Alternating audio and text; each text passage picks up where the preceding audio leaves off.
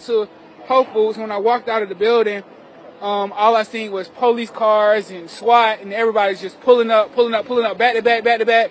And my supervisor was right there at the time, and he was like, "Hey, make sure you stay close to the walls and stand back because we heard it's an active shooter."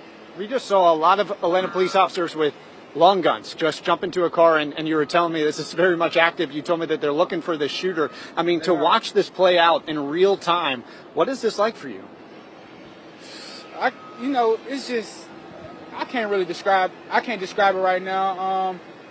I just really can't describe it. It's just crazy. This is really crazy. Are you nervous, scared? Do you I called a couple of my family members like, "Hey, it's an active shooter in the city. If anything happened to me, I just want y'all to know that I can't get back into the building, and I'm out here really in the streets, and they're telling me that I just have to keep moving and keep moving backwards and backwards from my actual original location." So it's just tough right now. I can't get back to work. Them pushing us back, how much does that suggest to you? Expanding their perimeter. It's really that's dangerous. Just let me know that the situation is not something that can be taken lightly.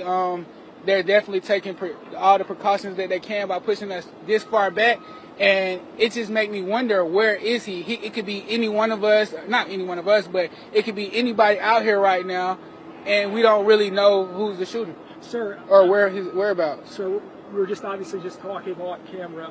You're live right now on Channel 2 Action News. I'm glad you're okay. I know you were talking about you're just trying to catch your breath now, but again, can you just take us through what just unfolded?